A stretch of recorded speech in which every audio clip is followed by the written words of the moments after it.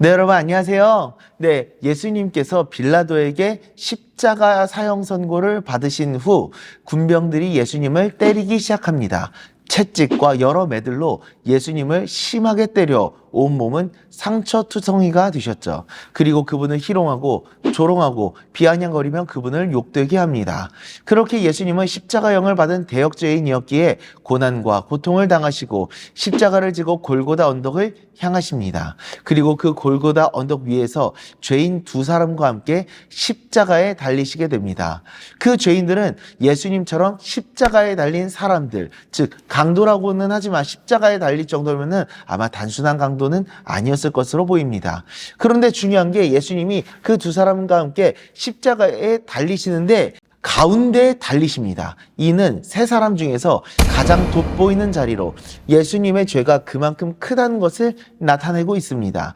죄인 두 사람도 굉장히 큰 죄를 범한 악인 중에 악인인데 그 세 사람 중에서도 예수님이 최악의 죄인이라는 사실이 드러나는 겁니다. 예수님은 죄를 알지도 못하시던 하나님의 아들이셨음에도 그렇게 죄인 취급을 받으셨습니다. 왜? 우리의 죄를 대신 담당하시기 위함이었습니다.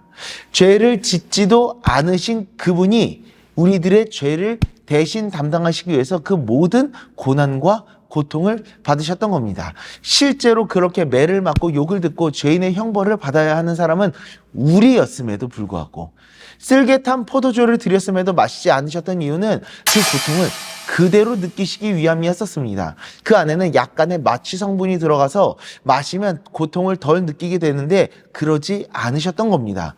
우리가 지은 모든 죄에 대한 대가를 하나도 남김없이 모두 받으시겠다라는 의미였죠.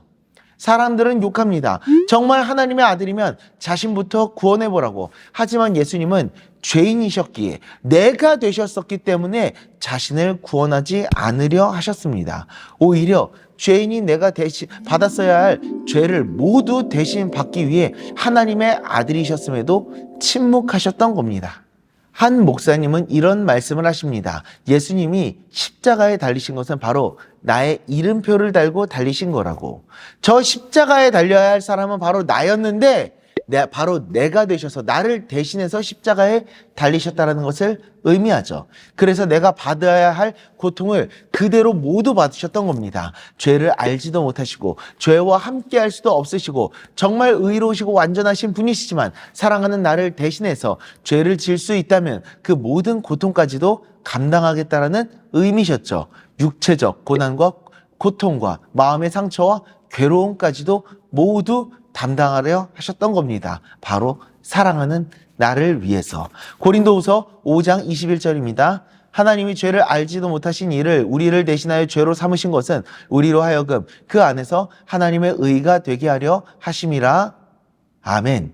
우리를 사랑하셔서 그 죄를 모두 남김없이 담당하신 예수님, 그 모든 고통이 바로 나를 위한 고통임을 기억하며 그 사랑에 감사하는 우리가 될 수 있기를 간절히 소망합니다. 기도하겠습니다.